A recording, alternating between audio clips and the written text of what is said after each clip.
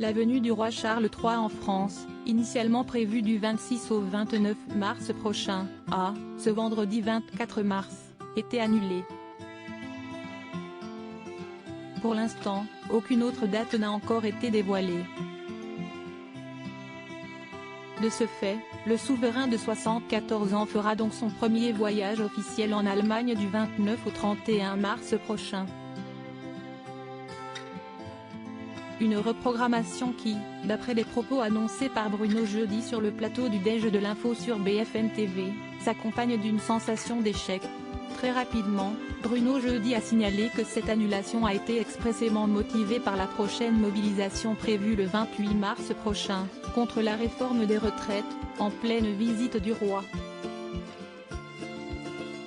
La conséquence, c'est une claque pour notre pays, incontestable, parce que c'était une visite symbolique, la première visite du roi Charles III en France.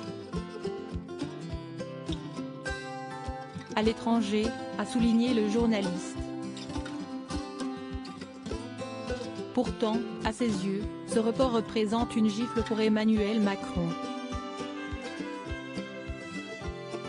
C'est un désastre diplomatique pour nos deux pays puisque cette visite devait conduire à enterrer la brouille entre les Français et les Anglais depuis le Brexit, a-t-il poursuivi. Précisant, par la même occasion, que cela démontre, au grand jour, à quel point la France était incapable d'assurer la sécurité du roi Charles III pendant sa présence sur le territoire.